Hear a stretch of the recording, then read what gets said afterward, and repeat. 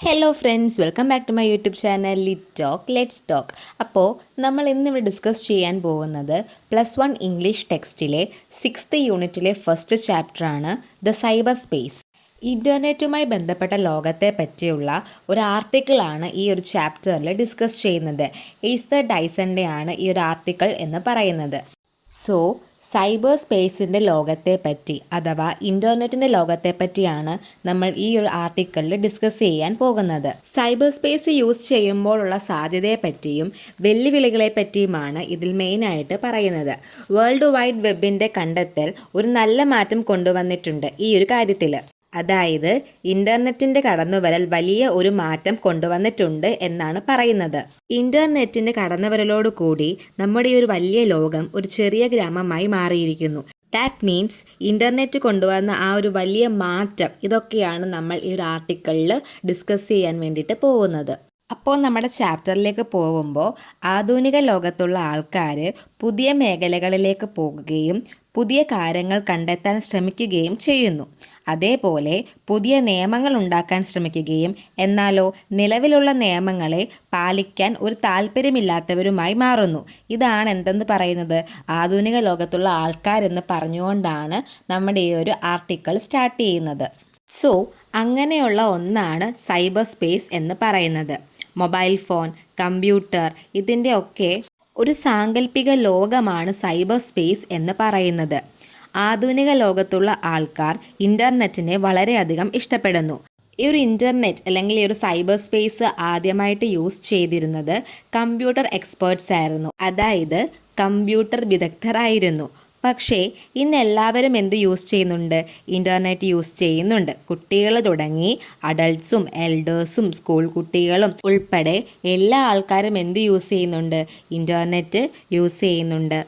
ഈ ഒരു cyber space എന്താണെന്ന് നമുക്ക് മനസ്സിലാക്കി തരാൻ വേണ്ടി നമ്മുടെ റൈറ്റർ ഇവിടെ സൈബർ സ്പേസിനെ റിയൽ എസ്റ്റേറ്റുമായിട്ടാണ് കമ്പയർ ചെയ്യുന്നത്. എങ്ങനെയെന്നല്ലേ നോക്കാം. നമ്മുടെ ഈ ഒരു ഭൂമിയുടെ മുകളിൽ ബുദ്ധിപരമായി സൃഷ്ടിച്ചിട്ടുള്ള ഒന്നാണ് എന്തെന്ന് പറയുന്നത്? റിയൽ എസ്റ്റേറ്റ് എന്ന് പറയുന്നത്. School, park, hospitals, mosque, church, temple, shopping mall തുടങ്ങിയ ഒട്ടേറെ കാര്യങ്ങൾ ചേർന്നുകൊണ്ട് നമ്മുടെ ഭൂമിയുടെ മുകളിൽ ബുദ്ധിപരമായിട്ട് ഉണ്ടാക്കി വെച്ചിട്ടുള്ള ഒന്നാണ് എന്തെന്ന് പറയുന്നത്? റിയൽ എസ്റ്റേറ്റ് എന്ന് പറയുന്നത്. അതേപോലെ ഒന്നാണ് എന്തെന്ന് പറയുന്നതും സൈബർ സ്പേസ് എന്ന് പറയുന്നതും. അതിരുകളില്ലാത്ത ലോകമാണ് എന്തെന്ന് പറയുന്നത്? ഇൻ്റർനെറ്റിൻ്റെ ലോകം അല്ലെങ്കിൽ സൈബർ സ്പേസിൻ്റെ ലോകം എന്ന് പറയുന്നത്. FB, Twitter, YouTube, Google, Instagram, Flickr etcetera. ഇൻ്റർനെറ്റിലുള്ള ചില സ്ഥലങ്ങൾ അല്ലെങ്കിൽ ചില വെബ്സൈറ്റുകൾ സ്വകാര്യ ഉടമസ്ഥതയിലുള്ളതാണ്. അതേപോലെ പണം കൊടുത്താൽ കിട്ടുന്നവയുണ്ട്. അല്ലാതെ ഫ്രീ ആയിട്ട് യൂസ് ചെയ്യാൻ പറ്റുന്ന ഇടങ്ങളും എവിടെയുണ്ട്? സൈബർ സ്പേസിൽ ഉണ്ട്.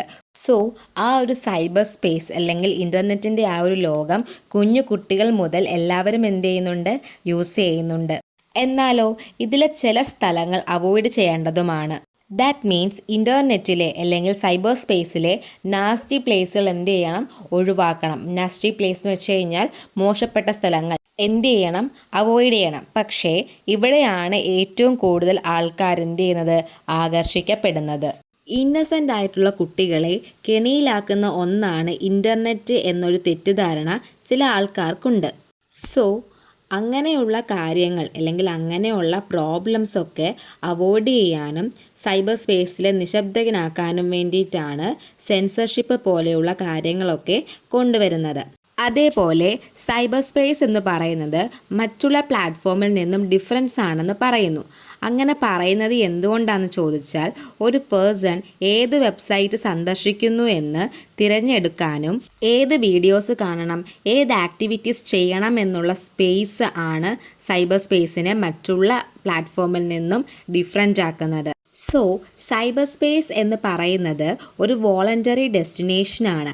ആരും നമ്മളെ അവിടെ കൺട്രോൾ ചെയ്യാനായിട്ട് നിയന്ത്രിക്കാനായിട്ട് ഇല്ല.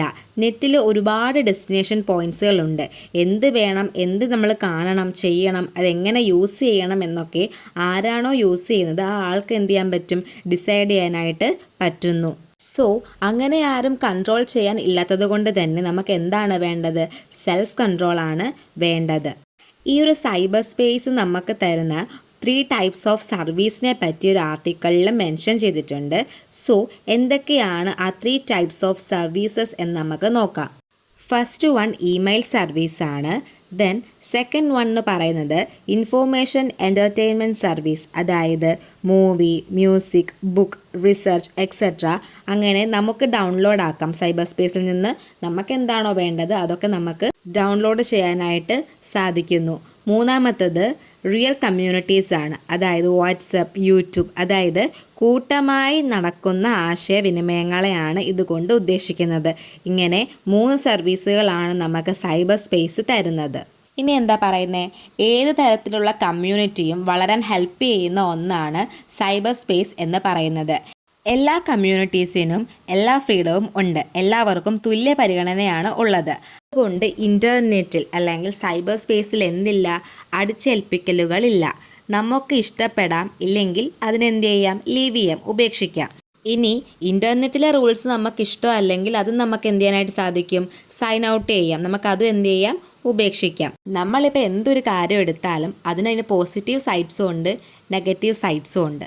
സോ ഒരു പ്രശ്നത്തിന് കംപ്ലീറ്റ് ആയിട്ട് ഒരു ആൻസറോ അല്ലെങ്കിൽ കംപ്ലീറ്റ് ആയിട്ടൊരു സൊല്യൂഷനോ നമുക്ക് പറയാനായിട്ട് സാധിക്കില്ല. ഇവിടെ സൈബർ സ്പേസ് അല്ലെങ്കിൽ ഇൻ്റർനെറ്റിൻ്റെ കാര്യവും അതുപോലെ തന്നെയാണ്.